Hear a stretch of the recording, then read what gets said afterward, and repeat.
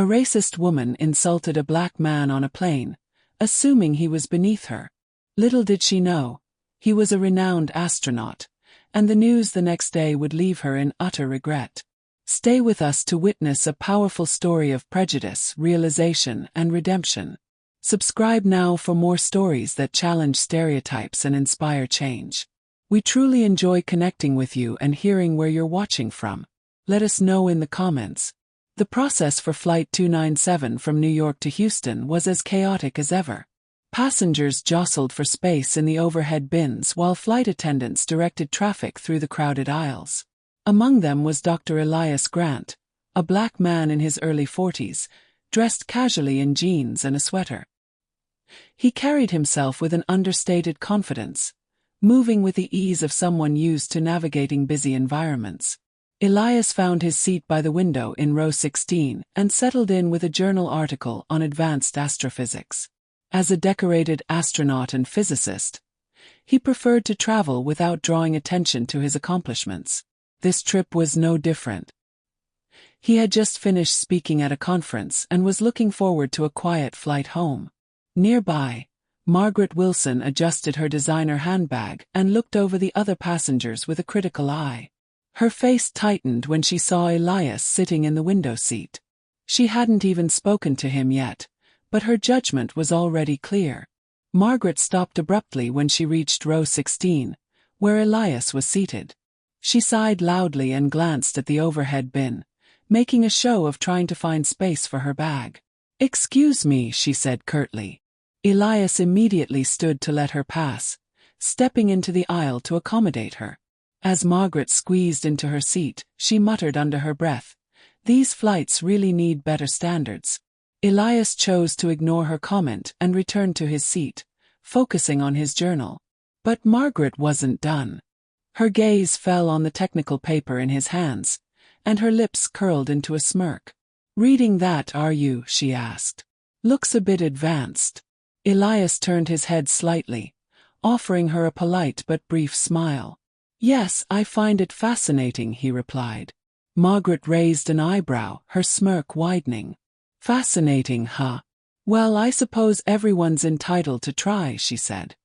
Her words were sharp enough to draw the attention of a passenger across the aisle, who glanced at Elias sympathetically before looking away. Margaret noticed the movement and smiled smugly, confident she was entertaining the audience. Elias tightened his grip on the edge of the journal, forcing himself to remain calm. Years of experience had taught him to navigate moments like this with grace, but Margaret's tone carried the sting of a deeper prejudice.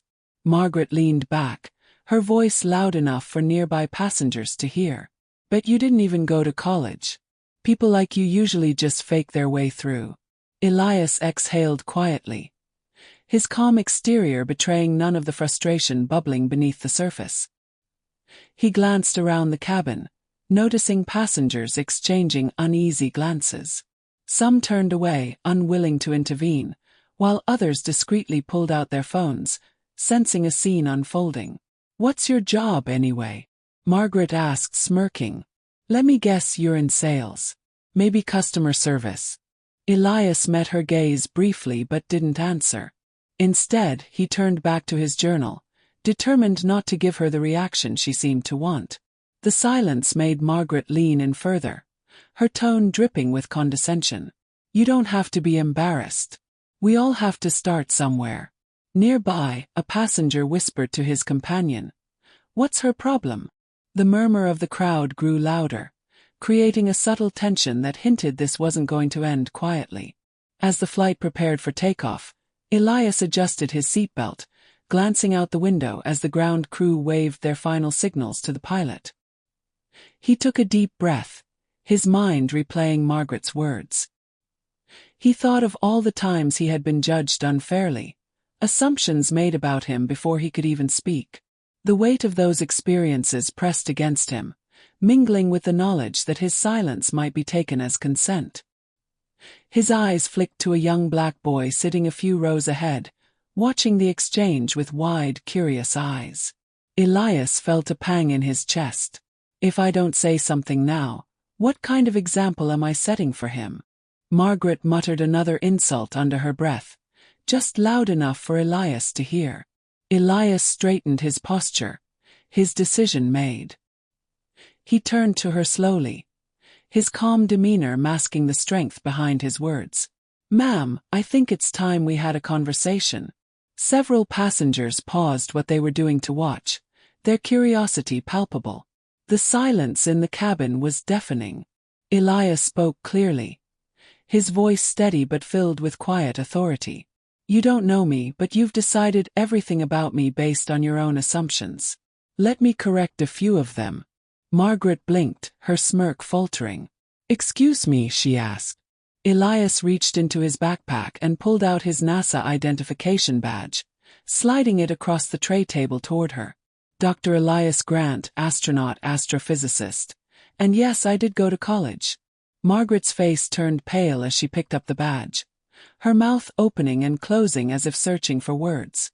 Passengers nearby gasped audibly, the sound breaking the tense silence in the cabin. One of them leaned toward his friend. "Wait, did he just say astronaut?" The buzz of whispers spread quickly, rippling through the cabin. The cabin grew increasingly quiet as Elias's calm demeanor contrasted sharply with the growing tension.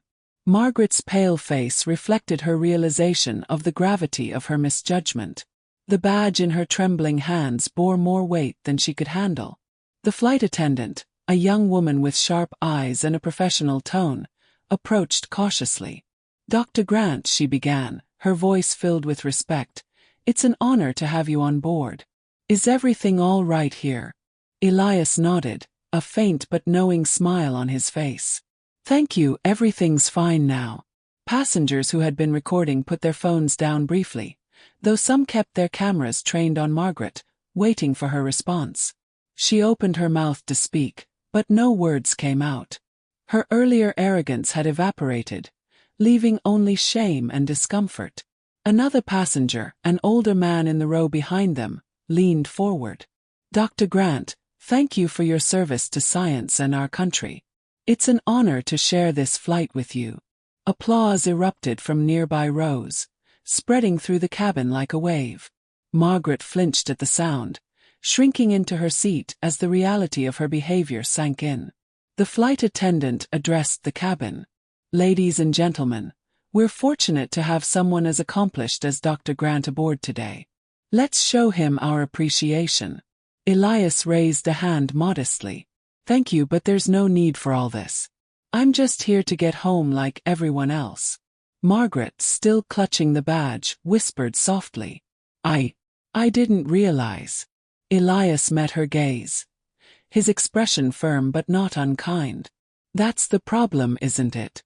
You didn't stop to think before making assumptions." The next day, Margaret scrolled through her phone and froze when she saw a headline. NASA astronaut Dr. Elias Grant inspires crowds at science conference.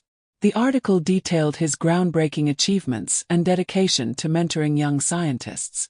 But it wasn't just the news that shocked her. A viral video of the flight incident had surfaced, with thousands condemning her behavior. Margaret sat in silence, overwhelmed by guilt. She realized the depth of her mistake and vowed to confront her biases and ignorance starting now. Passengers online were sharing the story, their comments praising Elias's poise and condemning Margaret's assumptions. One comment stood out, "A lesson for all of us. Never judge someone by appearances." Margaret stared at the screen, knowing her face and name would be tied to the moment. It wasn't just a personal failure. It was a public one. Did this story leave you thinking about the power of kindness and respect? Share your thoughts in the comments. Have you ever experienced or witnessed a moment where assumptions were proven wrong?